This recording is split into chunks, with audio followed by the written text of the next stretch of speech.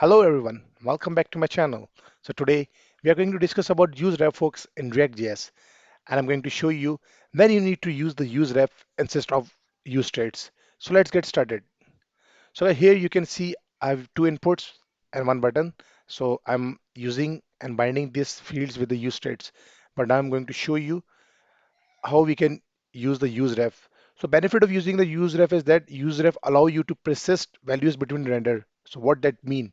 Actually, when we use the use traits and we make changes here, let's suppose I write test here, and on the on change event, it's going to use the use traits and it's going to update the states. But when we update the field, it actually re-render the components and states. But the benefit of useref is that it can be used to store a mutable values that does not cause a re-rendering when update. So this is the main benefit of using the useref. So it's up to you. Either you can use userefs or you can use states. It's completely up to you. But I'm going to tell you the difference between both. So let's get started.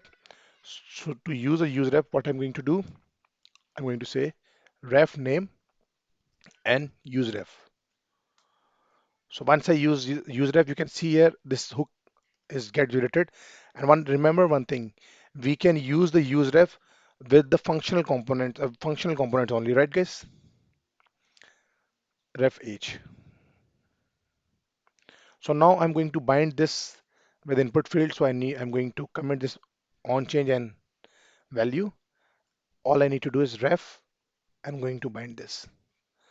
So like you remember when we do JavaScript, we write document.get element by ID or get element by class name.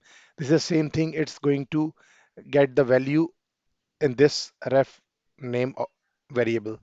And this useRef actually returns the object, and in object we have the complete details of input field. So same thing for ref h. All I need to I'm going to comment this. Okay, great. So now we do not need this two methods here, and all I need to do is ref name, and here I'm going to say ref name dot current. So it actually returns the current object. In the current object, we have details of this complete useref object. So let's test this. So I'm going to open the console,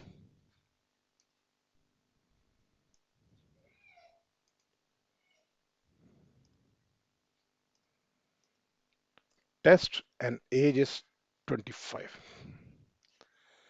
So I click here. You can see here it returned the object current. In the current, we have all the input attributes and values, but we can see here it didn't return the right value. So let me check what was the issue. Useref name is correct. Yeah, that seems okay. Yes, that also seems okay. Looks good.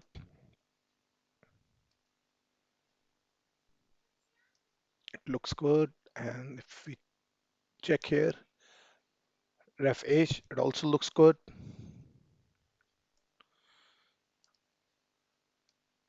It looks good to me. Right. And here use ref and use ref dot current dot value. Okay, let me just check this.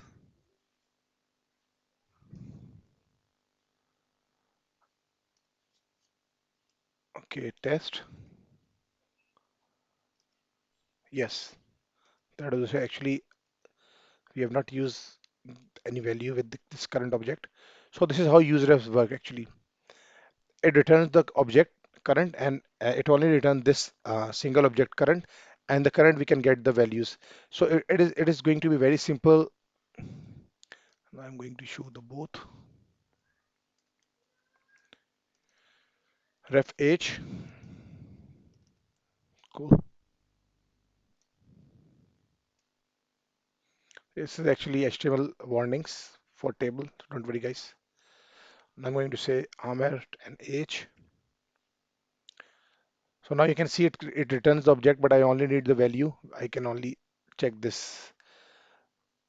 So this is how we are going to use a useref. So guys, it's completely up to you which one you need to use. But one thing which I need to discuss, which is very important, the userefs are actually uncontrolled components. But when we use the use states on our React component, those are control components. So the reason is that userefs are actually completely we use them without any HTML states or React states. But when we use the use states, in that we use the use states, so that's why they are control elements. So thank you very much, guys. This is the complete difference between use states and useref. I hope you enjoy it, and more videos are coming on this React.js.